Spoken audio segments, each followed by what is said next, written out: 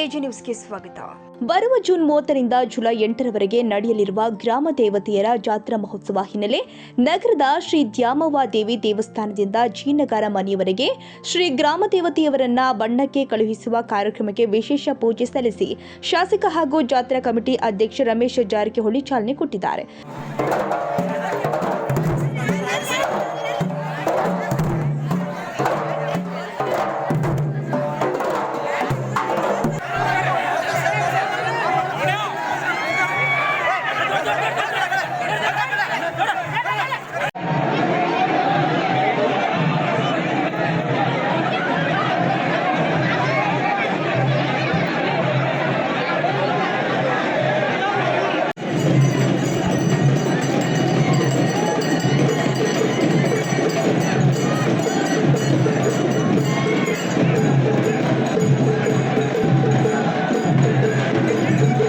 ಈ ವೇಳೆ ಕಾರ್ಮಿಕ ಮುಖಂಡ ಅಂಬಿರಾವ್ ಪಾಟೀಲ್, ಯುವ ನಾಯಕ ಸರ್ವೋತ್ತಮ ಜಾರಕಿಹೊಳಿ, ನಗರಸಭೆ ಅಧ್ಯಕ್ಷ ಮುರಾರಿ, ಅಖಂಡ ಅಶೋಕ್ ಪೂಜಾರಿ, ಜಾತ್ರಾ ಕಮಿಟಿಯ ಪ್ರಭಾಕರ್ ಚೌಹಾಣ್, ಅಶೋಕ ಯಗ್ನವರ್, ಅಡಿವೆಪ್ಪ ಕಿತ್ತೂರ, ನಿರಂಜನ ಬನ್ನಿಶೆಟ್ಟಿ, ಸಾಕೀರ ಕೋತ್ವಾಲ, ದೇವರಾಜ್ ಪಾಟೀಲ್, ಅರ್ಜುನ ಪವಾರ್ ದೇಶಪಾಂಡೆ ಸೇರಿ ಸಾವಿರಾರು ಜನ ಭಕ್ತರು ಪಾಲ್ಗೊಂಡಿದ್ದರು.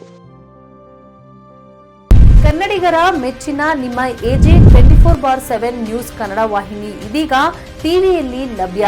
ವೇಳೆ ನೋಟಿಸ್ ಕೊಟ್ಟಿದ್ರೆ ವಾಪಸ್ ತಗೋತೀವಿ. ಇವತ್ತು ವಕ್ಫ್ ಪ್ರಾಪರ್ಟಿ ಅಂತೇಳಿ ಬರ್ತದೆ ಅಂತ ಹೇಳಿದ್ರೆ ರೈತರ ಬೀದಿಗೆ ಬದಲು ಏನ್ ಮಾಡ್ಬೇಕಾಗತ್ತೆ? ಯಾರು ವೋಟ್ ಹಾಕಿಲ್ಲ ಅಂದ್ರೆ ಗ್ಯಾರಂಟಿನೆಲ್ಲ ಸ್ಟಾಪ್ ಮಾಡ್ಬಿಡ್ತೀವಿ.